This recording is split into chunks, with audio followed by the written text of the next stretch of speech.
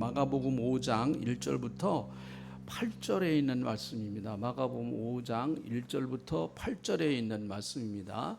다 같이 읽어보겠습니다. 시작. 예수께서 바다 건너편 거라사인의 지방에 이르러 배에서 나오심에 곧 더러운 귀신 들린 사람이 무덤 사이에서 나와 예수를 만나니라. 그 사람은 무덤 사이에 거처하는데 이제는 아무도 그를 쇠사슬로도 맬 수 없게 되었으니 이는 여러 번 고랑과 쇠사슬에 매였어도 쇠사슬을 끊고 고랑을 깨뜨렸음이로라. 그리하여 아무도 그를 제어할 힘이 없는지라. 밤 무덤 사이에서나 산에서나 늘 소리 지르며 돌로 자기의 몸을 해치고 있었더라. 그가 멀리서 예수를 보고 달려와 절하며 큰 소리로 부르짖어 이르되 지극히 높으신 하나님의 아들 예수여, 나와 당신이 무슨 상관이 있나이까?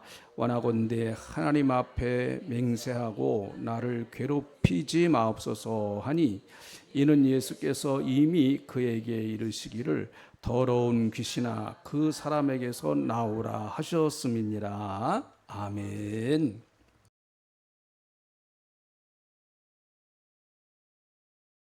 우리 예수 믿는 사람들은 육만 갖고 사는 사람들이 아니죠. 우리는 육도 있고 영도 있습니다. 우리 예수 믿는 사람들은 그래서 육적인 사람이기도 하고 영적인 사람이기도 합니다.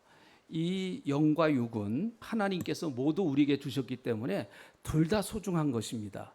어떤 분들은 영만 소중하다고 그러는데 그렇지 않습니다. 우리의 이 몸, 육도 대단히 소중하고 중요한 것입니다. 이 두 가지를 우리는 다 갖고 있다, 이렇게 믿고 있습니다. 또 예수 믿는 사람들은 보이는 세계가 있고 보이지 않는 세계가 있다, 이걸 또 믿습니다.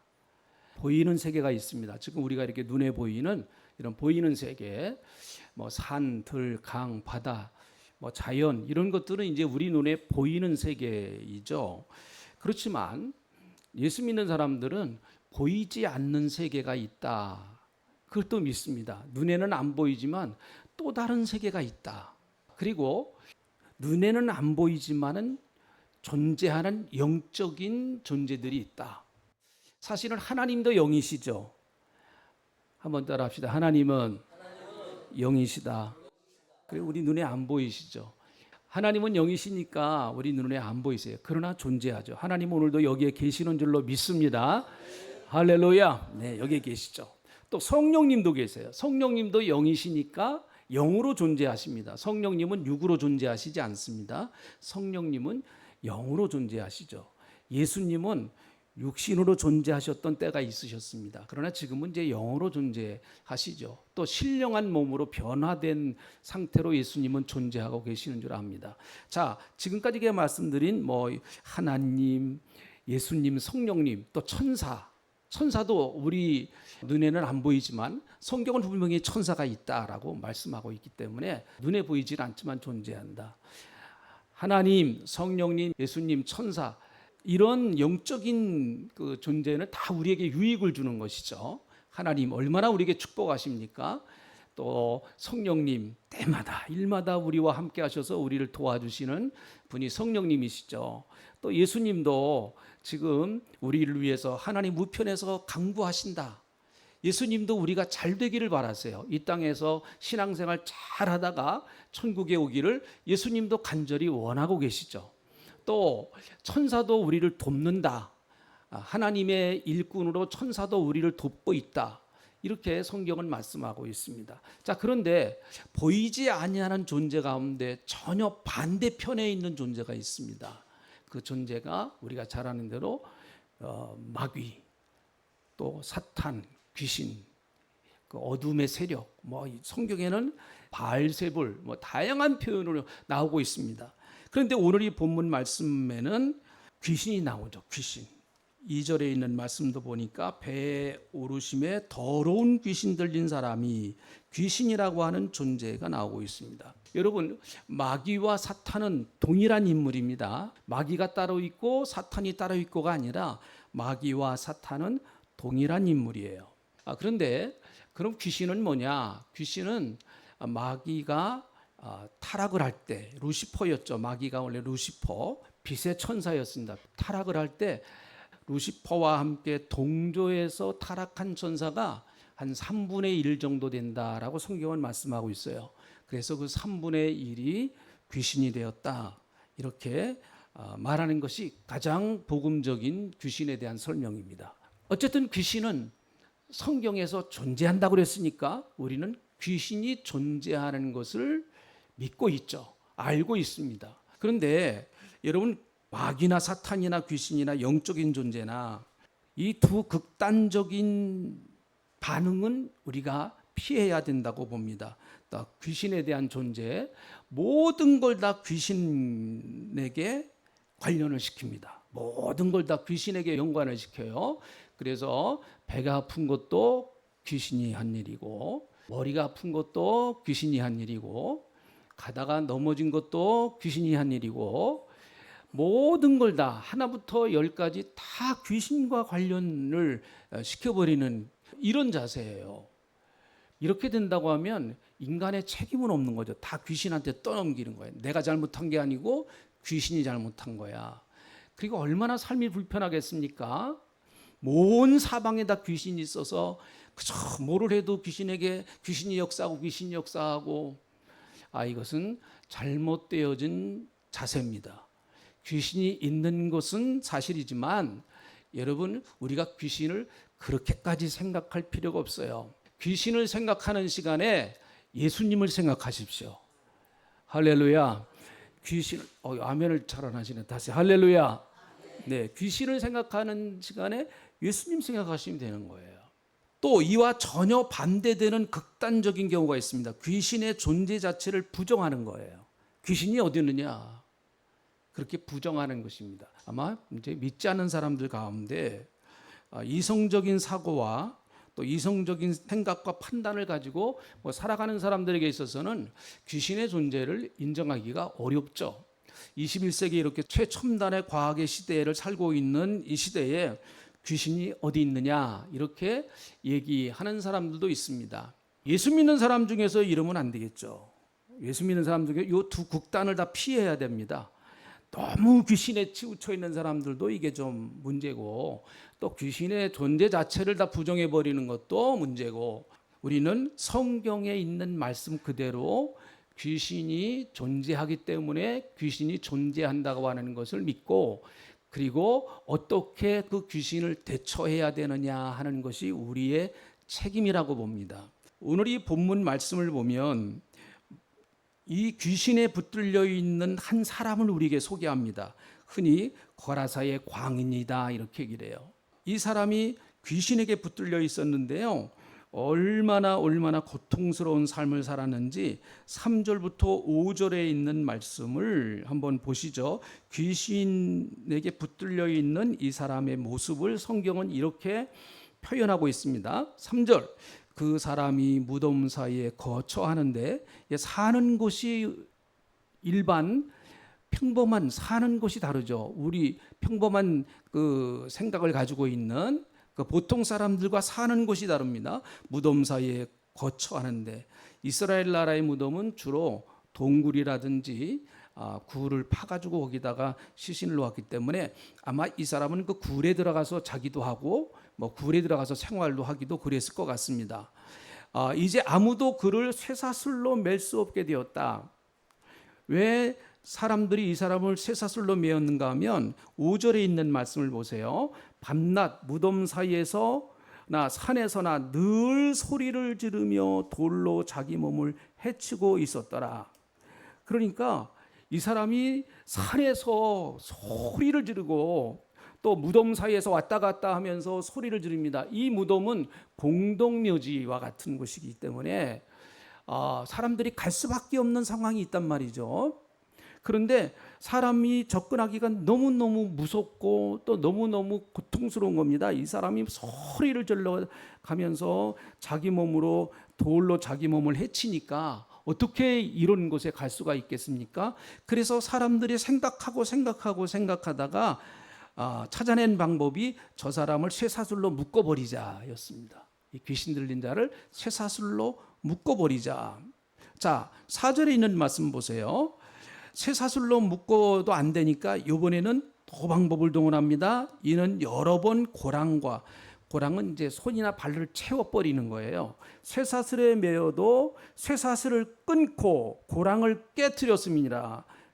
그리하여 아무도 그를 제어할 힘이 없는지라, 이렇게 말하고 있습니다. 그러니까 여러분, 이 거라사에 살고 있는 이 귀신 들린 사람은 일반적인 평범한 삶을 살아갈 수 없는 사람이었었죠. 사는 곳이 무덤 사이에서 살고 있습니다. 그리고 소리를 질러가면서 이산저산 뛰어다니고 돌로 자기 몸을 해치고, 여러분, 그가 무슨 소리를 하는지 그게 다른 사람이 그 소리를 알아들을 수 있었겠습니까? 있는 것이죠. 여러분, 이 귀신 들린 사람이 얼마나 비극적인 삶을 살았는가 하는 것을 이 본문 말씀은 우리에게 소개하고 있습니다.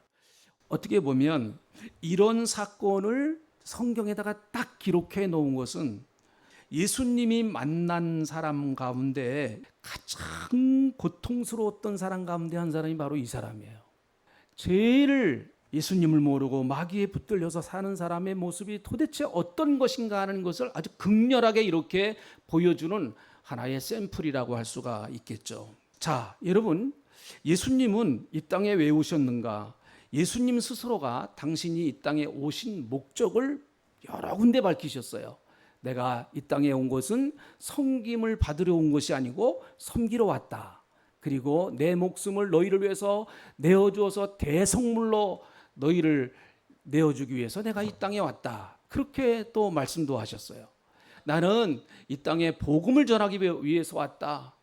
예수님이 이 땅에 오신 이유를 여러 가지로 많이 말씀하세요. 복음서 읽어보면 많이 나오잖아요. 자, 그런데 요한일서 3장 8절에 보면 예수님이 이 땅에 오신 목적 가운데 하나를 또 이렇게 말씀하고 있습니다. 자, 같이 한번 읽어봅니다. 시작.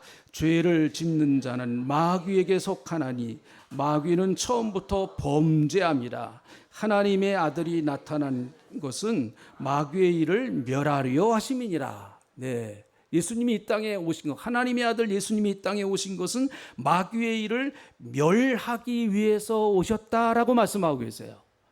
이것도 중요한 이유 가운데 하나다라는 것이죠. 예수님이 이 땅에 마귀만 쫓기 위해서, 귀신만 쫓기 위해서 오신 거 아니에요, 절대로. 그러나 이것도 굉장히 예수님이 이 땅에 오신 목적 가운데 중요한 목적이다. 그래서 예수님이 이 땅에 오셔서 하신 큰 세 가지 사역이 있다. 3대 사역 이러잖아요.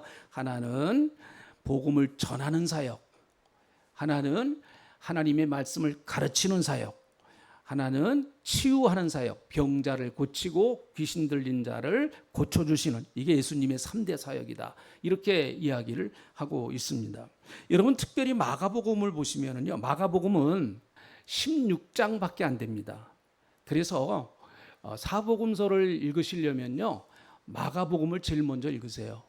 그 이유는 16장밖에 안 되니까 제일 빨리 읽을 수가 있어요. 뭔가 하나 성취를 해야 또 다음에 도전할 수 있잖아요. 그래서 16장밖에 안 돼요. 여러분, 마가복음은 굉장한 액션이 들어있는 책입니다. 그래서 마가복음을 읽다가 보면은 그 예수 그리스도가 행동하시는 모습이 아주 제일 다른 복음서보다 강력하게 나타난 책이 마가복음이에요.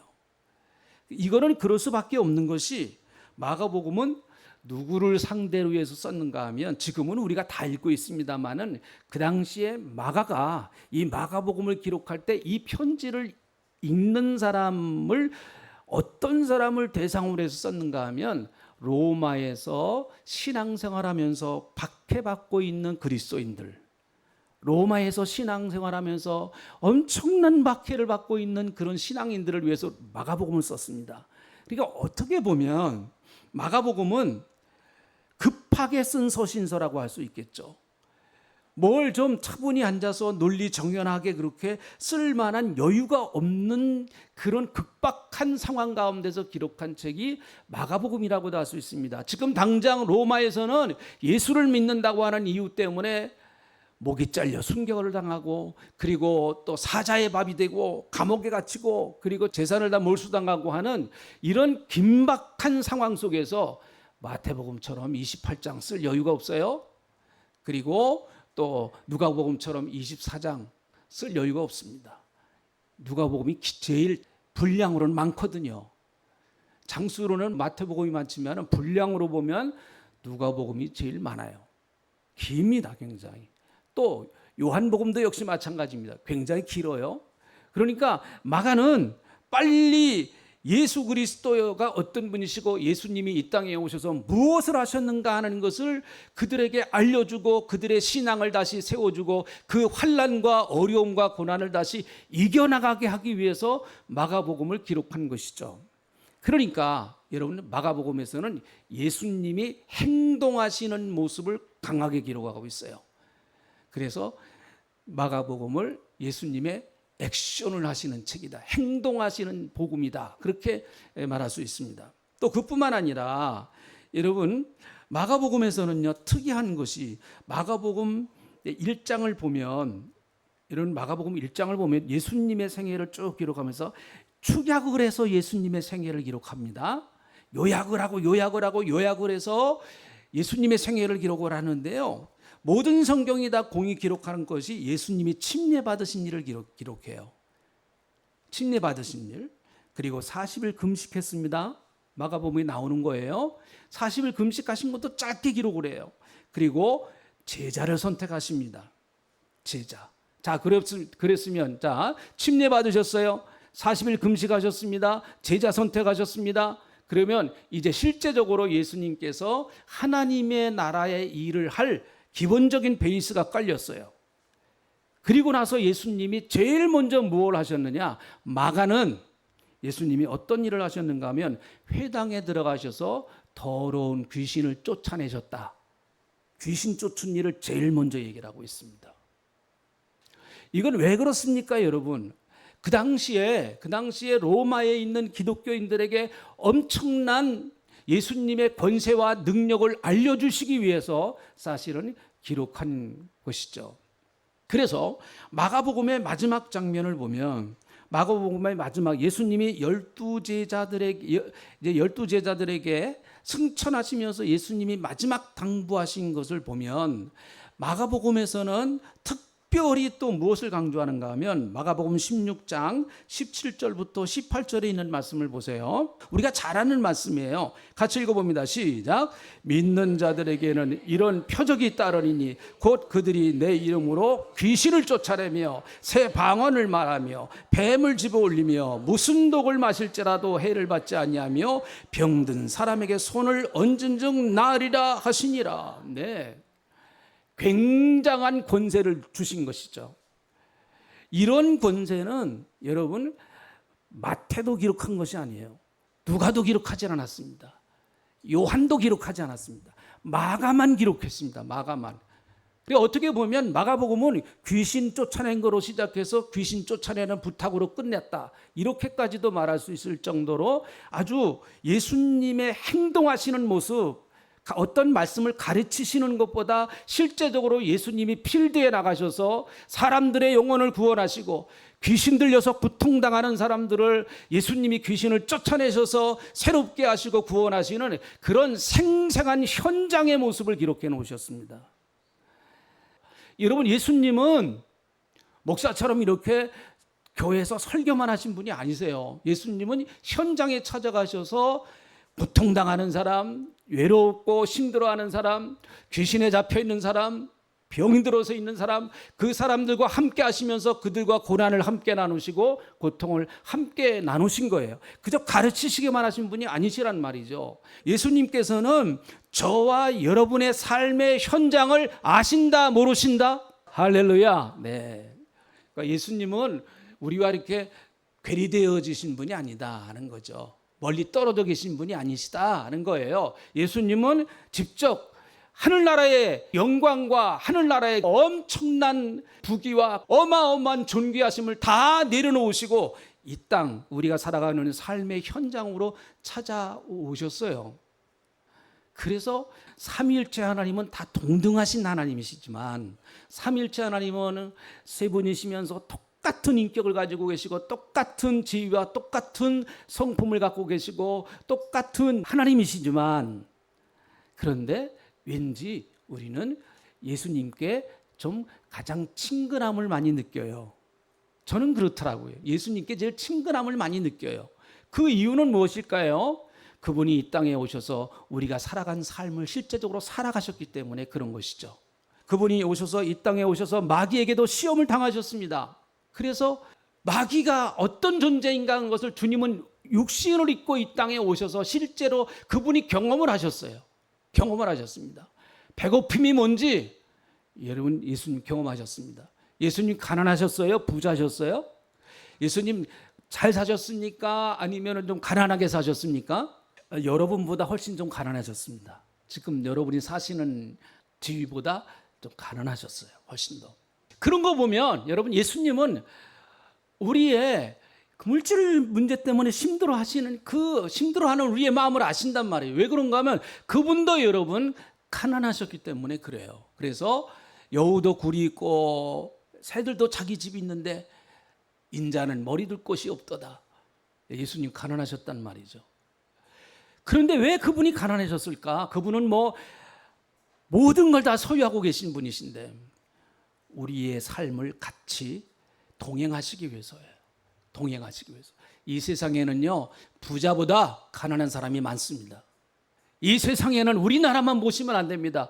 온 세계, 전 세계에 보면 여러분 부자보다 가난한 사람이 훨씬 많아요. 지금도 여러분 통계에 의하면 아프리카에서는 먹을 것이 없어서 1초에 몇 명씩 진짜 먹을 것이 없어서 굶어 죽는다고 하지 않습니까? 우리는 지금 풍요롭기 때문에 우리와 그렇게 현장에 확 와닿지를 않는 것이 사실이에요. 예수님은 그래서 세상의 모든 사람들이 부를 수 있는 구원자다. 구원자. 주의 이름을 부를 수 있습니다. 할렐루야. 가난한 자도 부를 수 있고 귀신 들린 자도 부를 수 있고 못 배운 자도 부를 수 있고 억울한 자도 부를 수 있고 여러분 고통당하는 자도 부를 수 있고 어떤 형편에 있든 여러분 예수님을 온 세계 어느 곳에 있든지 예수님을 부를 수 있다. 할렐루야. 그래서 예수님은 우리의 구세주가 되신다. 오늘 이 본문 말씀은 이 사람은 한마디로 말하면 통제가 불가능한 인간입니다. 왜요? 그 인격에 어떤 다른 인격이 들어가서 그 인격을 지배하고 있기 때문에 그래요.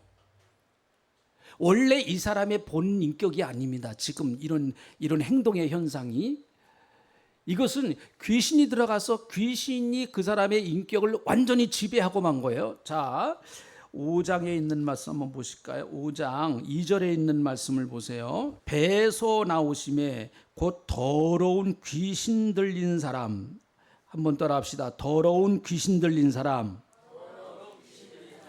귀신이 들렸다는 거예요. 여기서 들렸다고 하는 말은 들린이라고 하는 말은 엔이란 말인데 헬라어로 이것은 안으로란 말이에요. 안으로. 공간을 말할 때는 안으로 들어간다. 안을 말하는, 밖이 아니라 안을 말하는 거예요. 그러니까 귀신 들렸다는 얘기는 무슨 말인가? 귀신이 이 사람의 육체 속으로 들어가 버렸다라는 얘기예요. 육체 속으로 들어갔다라는 얘기예요. 여러분, 귀신의 특징 가운데 하나는 마귀와 귀신이 뭐가 다른가 하면 귀신과 마귀의 특징이었습니다. 귀신은요, 복음서를 쭉 읽다가 보면 귀신은 사람의 육체를 대단히 좋아합니다. 그래서 대부분 귀신은 어디에 거하는가 하면 사람의 육체 가운데 거하기를 좋아해요. 우리의 육체 가운데 거하기를 좋아합니다. 오늘 이 본문 말씀도 대표적인 거예요. 이 거라사에 살고 있는 한 사람의 육체 가운데 들어가 버린 거예요, 귀신이. 그래서 귀신도 여러분 인격이 있습니다. 자, 귀신도 잘 알아요. 예수님이 거라사에 오셨을 때 제일 먼저 예수님을 알아본 사람이 누군가 하면 자, 6절에 있는 말씀을 보세요. 6절에 있는 말씀.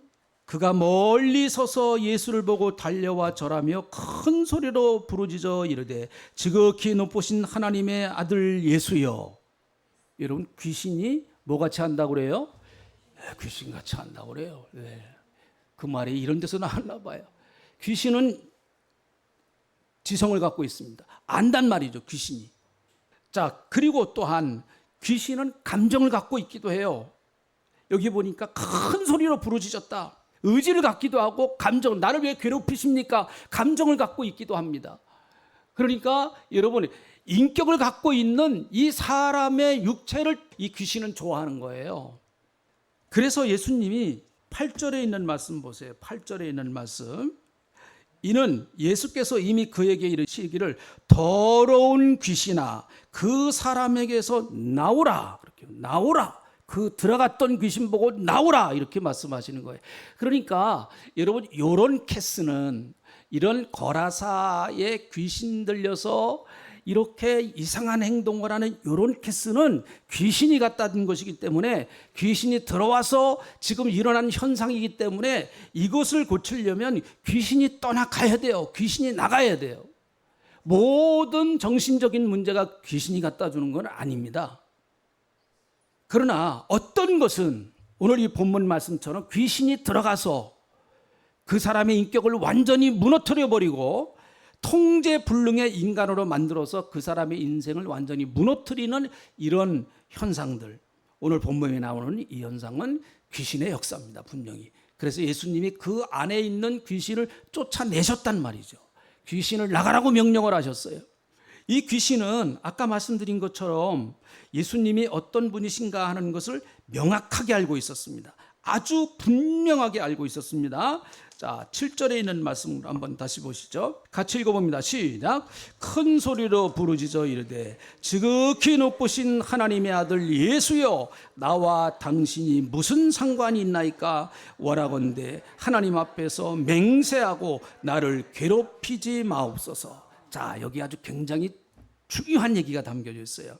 귀신이 하는 일은 뭔가 하면, 귀신이 하는 일은 육체에 고통을 주기도 하고 뭐 이런 것도 참 귀신이 하는 중요한 일 가운데 하나입니다. 그런데 귀신이 하는 궁극적인 일은 어떤 일인가 하면, 이 귀신이 예수님께 한 이야기, 나와 당신이 무슨 상관이 있습니까? 라는 얘기예요. 나와 당신이 무슨 상관이 있습니까? 한번 요거만 해보시죠. 시작. 나와 당신이 무슨 상관이 있습니까? 요거를 하기 위해서 귀신이 역사하는 거예요. 악한 영들은 요거 때문에 역사하는 것입니다. 여러분, 악한 영들이 뭐 여러분 이 육체를 뭐 단순히 탐이 나서 그럽니까? 이 육체 탐나면 뭐해요? 이 육체가요, 100년 안에 다 끝나는 육체인데. 귀신이 정말 원하는 것은 무엇인가 하면, 당신이 나와 무슨 상관이 있습니까? 예수님, 나는 당신과 상관없는 사람입니다 라고 하는 이런 삶의 모습을 만들기 위해서요. 이게 악한 영이 원하는 마지막 모습입니다. 여기서 이 표현은 유대인들의 그 방식으로 말한다고 하면 이런 표현이라고 그래요. 당신은 왜 나의 삶에 간섭하십니까? 라고 하는 의미라는 거예요.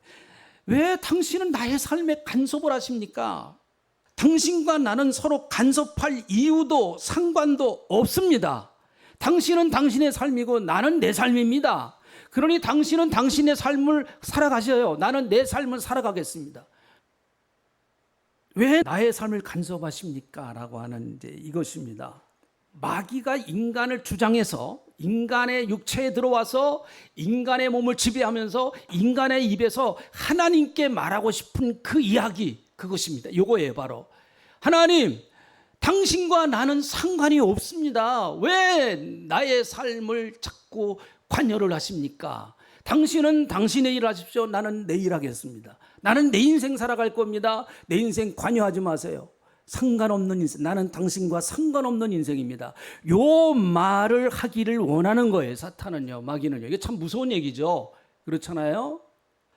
어떻게 보면 선악과를 따먹으라고 하는 그 사탄의 유혹과 똑같은 것이라고 봅니다. 너 선악과 따먹어. 그리고 네 스스로가 하나님 되라는 말이죠. 네 스스로가 하나님 되라는 말은 뭐예요? 네 스스로가 내 인생의 주관자가 되라는 거예요. 왕이 되라는 것입니다. 내 인생의 세계를, 내 나름대로의 세계를 만들라는 거예요. 왜? 하나님 나라의 세계에 들어가서 그렇게 꼬북 역할을 하냔 말이에요. 너도 내 인생을 멋있게 만들어서 내 인생에 멋있는 작품을 만들어내라 라는 것이죠. 네가 해라, 그거예요. 굉장히 참 솔깃한 유혹이고 아주 굉장히 멋있는 말 같습니다. 여러분, 신앙생활이라고 하는 것은, 우리가 예수를 믿었다고 하는 것은, 하나님 당신과 나는, 내 인생은 상관이 없습니다라고 그렇게 예수 믿기 전에는 하나님을 거부하고 하나님을 거절하던 인생이, 내가 예수를 믿고 나서는 무엇이 달라졌는가 하면, 여러분, 끊어진 하나님과의 관계를 회복하는 거예요. 예수님이 이 땅에 오셔서 하신 그 일이 무엇인가 하면, 나와 하나님 사이에 끊어진 그 관계를 예수님의 십자가로 다시 이어놓고 회복시켜 놓은 것이 아니겠습니까? 그래서 우리는 이제 여기 말하는 귀신이 말하는 이야기에 반대 이야기를 하면 됩니다. 하나님, 나는 당신과 상관이 있는 사람입니다. 할렐루야. 나는 당신과 상관이 있어요. 여러분, 이게 얼마나 기쁘고 즐거운 일입니까? 나는 당신과 상관이 없습니다. 그래요. 상관없이 살아가던 인생의 마지막 종착점, 그 인생의 열차를 타고 가다가 마지막 내려야 할 종착점은 도대체 어디일까요? 몰라요. 모릅니다. 그러나 우리는 알죠. 우리가 마지막 가야 할 종착점, 하나님, 내 인생은 하나님과 상관이 있습니다. 내 인생을 하나님 많이 개입해 주세요. 날마다 함께 해 주세요. 우리는 그것을 믿음으로 고백하지 않습니까? 우리는 하나님의 자녀가 되어서 이제는 마귀의 자녀가 아니라 하나님의 자녀가 되어서 이제는 십자가를 붙들고 하나님을 의지하면서 살아가는 인생입니다. 우리는 과거에 마귀의 나라에 있었는데 이제는 예수 그리스도를 믿음으로 말미암아 이제 하나님의 나라로 옮겨져서 하나님의 백성이 되고 하나님의 자녀가 되었어요. 할렐루야. 자, 여러분, 골로새서 1장 13절부터 14절에 있는 말씀을 한번 보시죠. 그가 우리를 흑암의 권세에서 건져내사 그의 사랑의 아들의 나라로 옮기셨으니 그 아들 안에서 우리가 속량고 죄사함을 얻었도다.